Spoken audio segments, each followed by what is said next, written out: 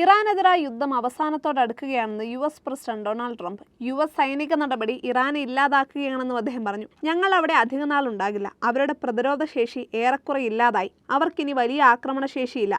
US പിന്മാറിയാൽ Hormuz കടലിടുക്കിലെ സ്ഥിതി സ്വയം പരിഹരിക്കപ്പെടും. ഇതോടെ ഈ ജലപാതയെ ആശ്രയിക്കുന്ന മറ്റ് രാജ്യങ്ങൾക്ക് കാര്യങ്ങൾ സ്വന്തം നിലയിൽ തീരുമാനിക്കാമെന്നും ട്രംപ് പറഞ്ഞു. ഇതിനിടെ ഇറാനിലെ സൈനിക നടപടിയുടെ സാമ്പത്തിക ഭാരം പങ്കിടാൻ അറബ് രാജ്യങ്ങളോട് ആവശ്യപ്പെട്ടേക്കാമെന്ന് White House press secretary Karoline Leavitt സൂചിപ്പിച്ചു. കുവൈറ്റ്, UAE, സൗദി തുടങ്ങിയ രാജ്യങ്ങൾ യുദ്ധത്തിന്റെ ചെലവ് നൽകണമോ എന്ന ചോദ്യത്തിന് പ്രസിഡന്റിനോട് കൂടുതൽ ചോദിക്കാൻ ലിവിറ്റ് മാധ്യമപ്രവർത്തകരോട് പറഞ്ഞു. ഇറാനുമായുള്ള യുദ്ധത്തിൽ വരും ദിവസങ്ങൾ അതീവ നിർണായകമാണെന്നും ശത്രുവിനെ തുരത്താൻ അമേരിക്കൻ കരസേനയെ നേരിട്ട് യുദ്ധഭൂമിയിൽ ഇറക്കുന്ന കാര്യം തള്ളിക്കളയാനാകില്ലെന്നും US പ്രതിരോധ സെക്രട്ടറി പീറ്റ് ഹെഗ്സത്ത് പത്രസമ്മേളനത്തിൽ പറഞ്ഞു.